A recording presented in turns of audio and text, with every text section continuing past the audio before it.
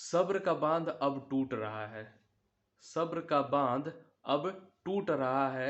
आखिर और कितने दिन करना होगा इंतजार।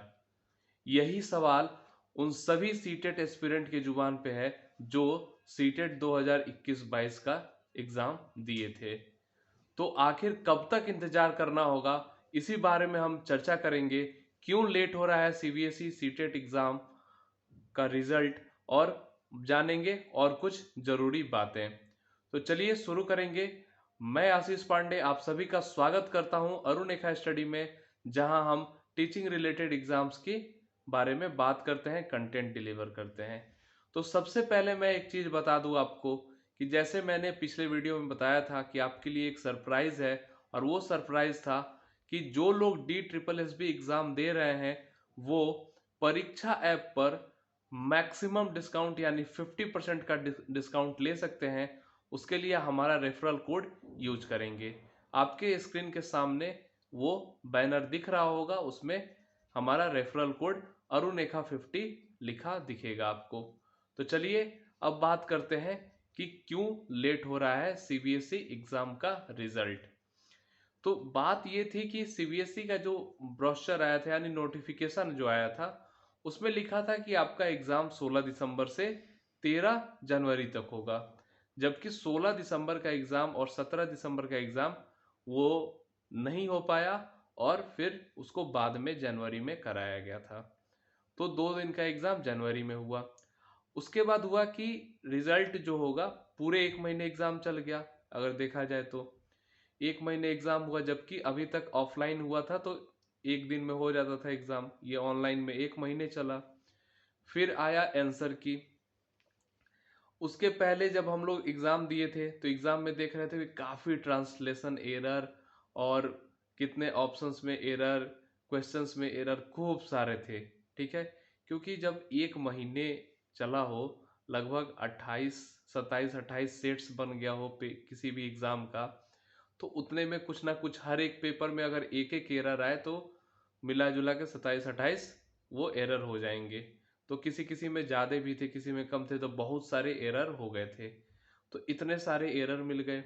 आंसर की में भी पता नहीं क्या क्या तमाशे हो गए थे। फिर आपके नोटिफिकेशन में लिख दिया था कि 15 फरवरी तक आपको रिजल्ट मिल जाएगा। तो 15 फरवरी अब बीत गया, और बीते हुए कितने दिन भी हो गए। आज 18 तारीख हो गया और रिजल्ट अभी तक नहीं आया। तो बात दरअसल ये है कि जो हम लोग उम्मीद लगा रहे हैं कि एक तरह से देखा जाए तो ये तो अब सब्र का बांध है, टूट रहा है। सब लोग यही सोच रहे हैं। बहुत सारे लोग ऐसे मुझे मैसेज कर रहे हैं कि रिजल्ट नहीं आ रहा है, ये सोच सोच के वेट करते करते लोग डिप्रेशन में जा रहे हैं। कुछ दिमाग काम नहीं कर रहा है कि आगे क्या होगा क्या नहीं होगा, कहीं रिजल्ट ही ना दे, ऐसा वैसा। बहुत निगेटिव थॉट्स आ रहे हैं लोगों के मन में। बहुत मेरे पास ऐसे निगेटिव कमेंट्स आ रहे हैं। तो इसीलिए मैंने इस बारे में चर्चा करना जरूरी समझा। तो जैसे मुझे जो लग रहा है कि अभी सीबीएसई के काम, ये सीटेट का एग्जाम जो है वो सीबीएसई का काम है, उस वही हैंडल करता है। तो सीबीएसई के पास एक सीटेट एग्जाम ही नहीं है, उसके साथ साथ क्लास 10th का, क्लास 12th का और भी एग्जाम्स हैं जो वो कंडक्ट कराता है।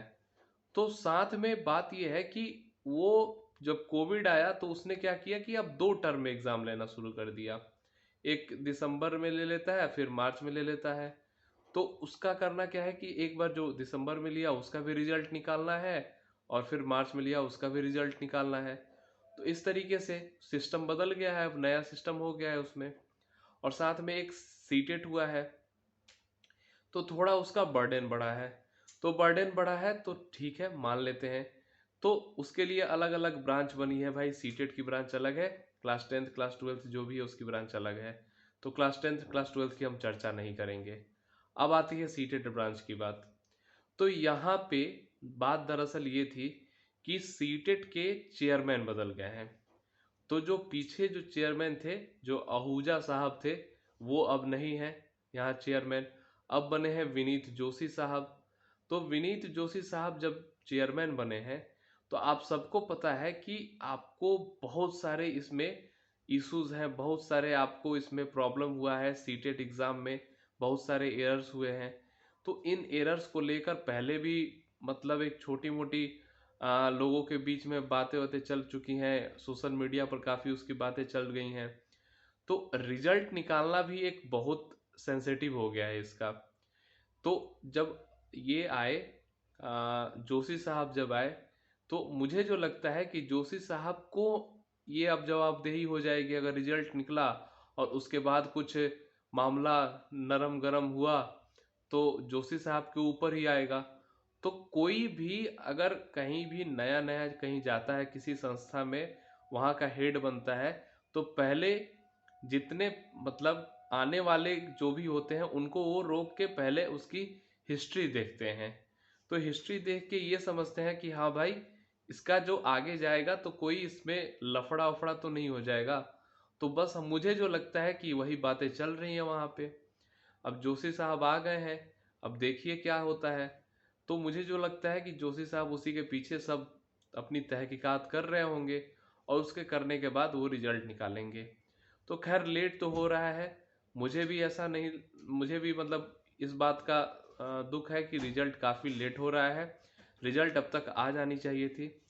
तो उम्मीद करेंगे कि बहुत जल्दी आ जाए रिजल्ट। हो सके तो कहीं आज ही रात तक आ जाए रिजल्ट, या कल आ जाए, परसों आ जाए, जब भी आ जाए रिजल्ट आना है। और रिजल्ट आएगा, अच्छा आएगा। दूसरी चीज़, काफ़ी लोग हल्ला कर रहे हैं कि नॉर्मलाइजेशन नहीं ऐड होगा, नॉर्मलाइजेशन ऐड नहीं होगा। तो नॉर्मलाइजेशन क्या है क्या नहीं है ये इसके बारे में तो मैंने बता दिया आपको।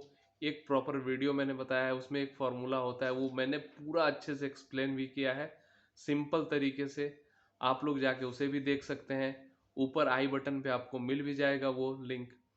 और दूसरी बात कि नॉर्मलाइजेशन ऐड होगा कि नहीं होगा, ये सब चीज़ जोशी साहब के ऊपर है, वो जो चाहेंगे वो होगा। ठीक। दूसरी बात, ना हम जानते हैं ना कोई दूसरा जानता है कि क्या होने वाला है नॉर्मलाइजेशन को लेकर। तो कोई कुछ बोल रहा है नॉर्मलाइजेशन को लेकर तो उस बारे में आप उसको ज़्यादा ना सोचिए। और बहुत लोग मुझे ऐसे कमेंट कर रहे हैं कि सर मेरा इतना मार्क्स है तो नॉर्मलाइजेशन के बाद कम हो जाएगा। सब लोग नॉर्मल मार्क्स कम होने का ही डर है सबको, किसी का ये नहीं है कि थोड़ा मार्क्स बढ़ भी जाए नॉर्मलाइजेशन के बाद। तो वो नॉर्मलाइजेशन होने दीजिए, उसके बाद देखिए क्या होता है क्या नहीं होता है। नॉर्मलाइजेशन में बहुत चीज़ होती है। जब हलवा पेपर आ जाता है तो 150 में 150 लाने वाले लोग का नंबर 100 भी हो जाता है। और जब पेपर टफ हो जाता है तो जो 150 में 100 लाए हैं उनका 160 भी हो जाएगा। तो बहुत कुछ होता है इस तरीके से।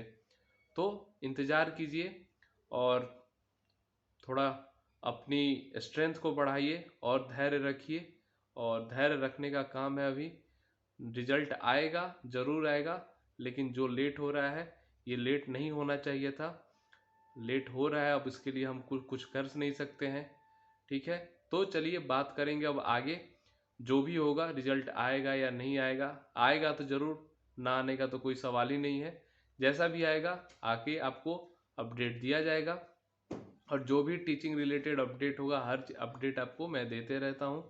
तो चलिए अब मिलेंगे आपसे अगले वीडियो में। जो लोग चैनल पर नए होंगे चैनल को सब्सक्राइब कर लेंगे, वीडियो को लाइक और शेयर जरूर करेंगे। मिलते हैं आपसे अगले वीडियो में, तब तक के लिए tata bye bye and thank you.